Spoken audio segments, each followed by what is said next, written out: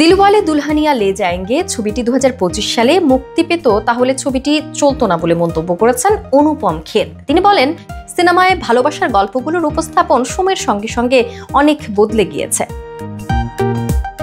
দিলওয়ালে দুলহানিয়া লে যায়েঙ্গে যদি 2025 সালে প্রথম মুক্তি পেত তাহলে কি সেটা চলতো? এমন প্রশ্নের উত্তরে অনুপম বলেন, আমি মনে করি না সেটা চলতো। এখন এটা চলে কারণ এতে একটা নস্টালজিক ভ্যালু আছে, কিন্তু এখন প্রথমবার বানানো হলে সেই প্রভাব থাকতো না। আজকে বানালে সেটা আগের মতো হৃদয়ে পৌঁছাতো না।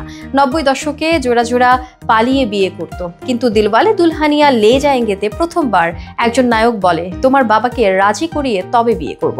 এটা ছিল নতুন এক ধারণা। বাবাও ছেলেকে বলছে, তুই লন্ডনে ফেল করেছিস, ভালো কথা, আমরাও তো সবাই ইন্ডিয়ায় ফেল করেছিলাম। এসব চরিত্র ছিল মাটির কাছাকাছি। এখন তো সবকিছু বদলে গেছে।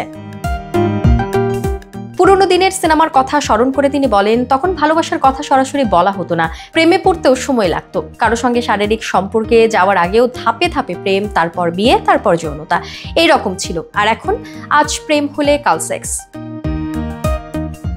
আগের যুগে প্রেমের গল্প বলা কেন সহজ ছিল? এমন প্রশ্নের উত্তরে অনুপম বলেন, সমাজ বদলে গেছে আর সিনেমা সমাজেরই প্রতিফলন।